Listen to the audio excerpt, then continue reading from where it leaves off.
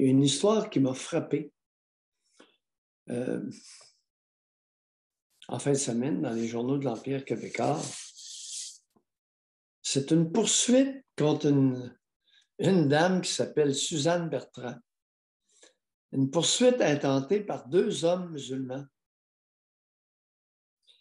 Écoute, c'est une histoire vraiment saugrenue.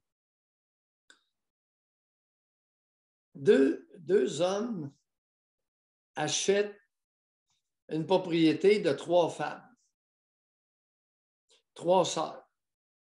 Et il y en a une qui se présente chez le notaire. Imaginez-vous donc, on la voit dans toute sa splendeur. Elle a un sac de plastique sur la tête et un masque pour mimer une voilée musulmane. C'est vraiment saugrenu. Alors, il s'agit manifestement d'un déguisement. Et là, veux-tu pas que les 2 courtiers immobiliers qui achetaient la propriété des 3 femmes sont insultés,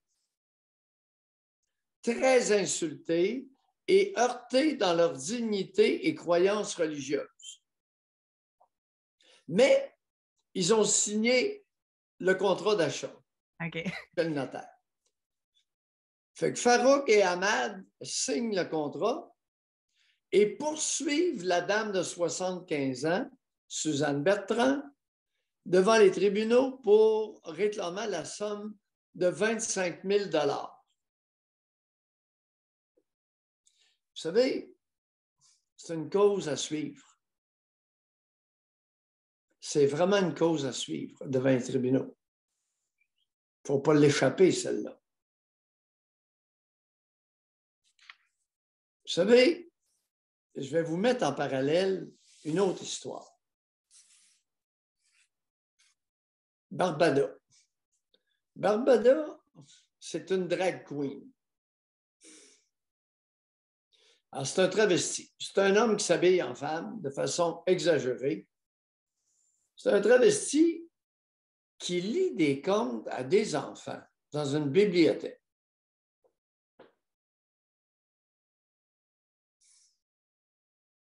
Là, veux-tu pas qu'il y a des parents qui sont furieux, qui manifestent. Ça s'est tapé entre ceux LGBTQ, ceux qui font la promotion de l'inclusion de n'importe quoi, et les parents, des parents d'enfants. Dans les 2 cas, il y a eu un lavage de cerveau et il va en avoir un.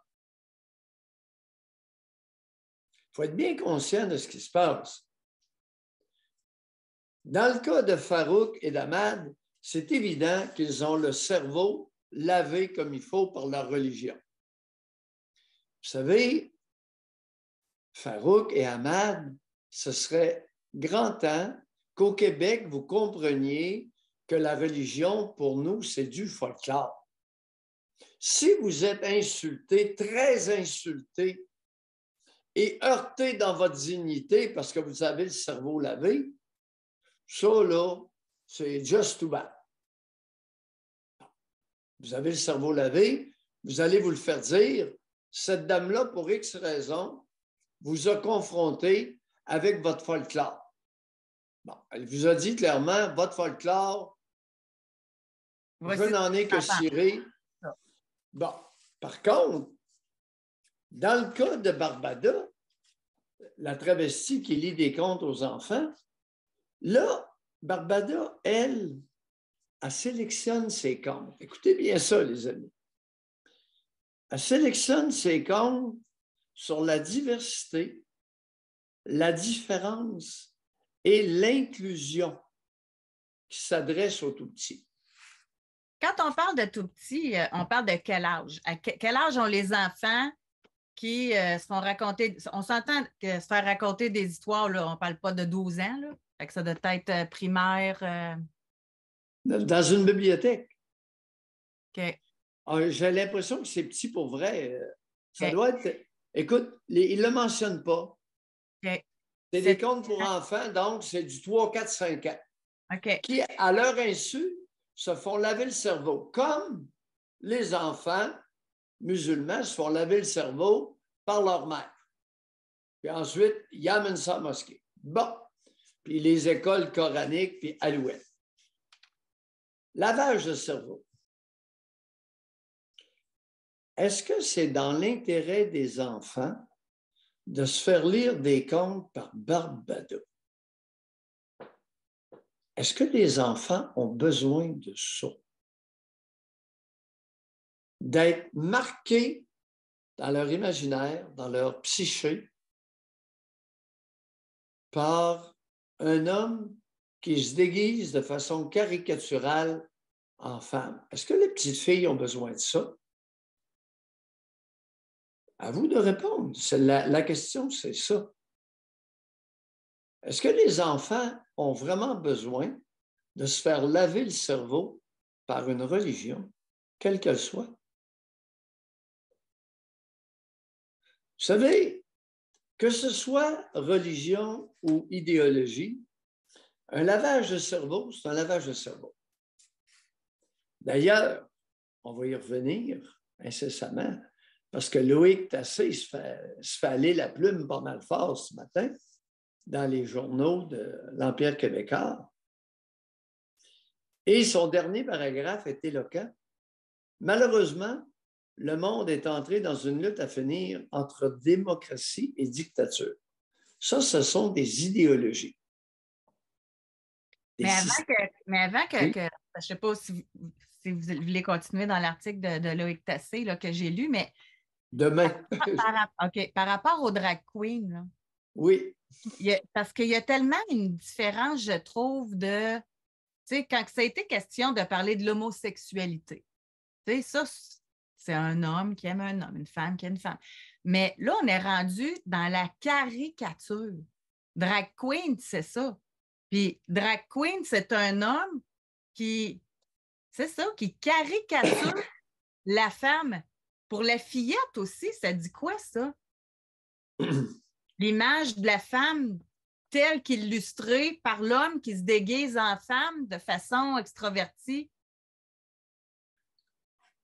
Barbada, j'ai l'impression que tu pollues la psyché des enfants auxquels tu lis des cas.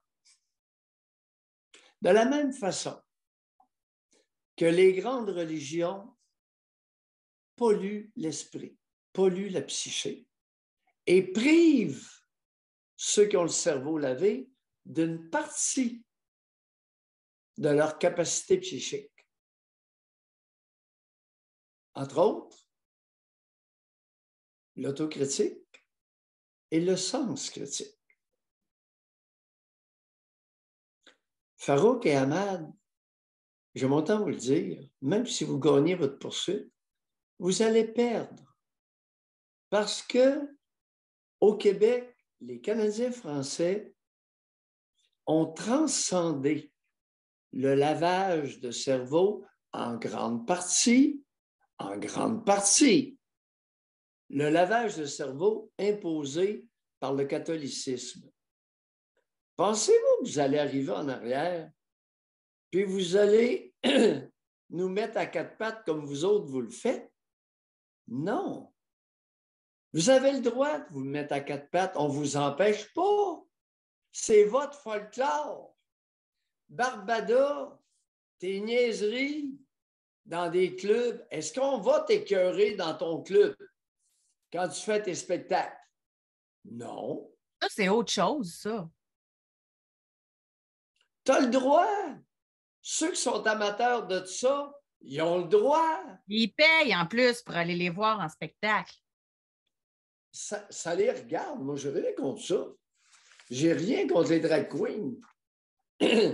Maintenant, est-ce qu'il est dans l'intérêt des enfants de se faire lire des contes orientés dans le but de leur laver la cervelle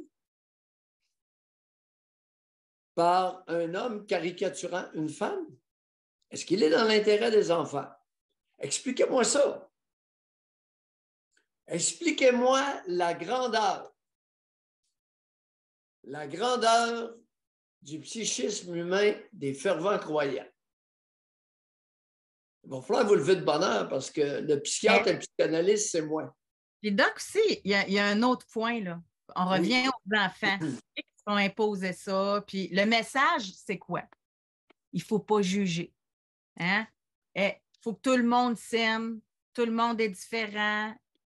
Mais le message de « faut pas juger », là, barouette, ça, c'est d'enlever le sens critique à quelqu'un. Moi, c'est drôle, hein? Plus que je vieillis, puis plus que je me dis, ben oui, je juge.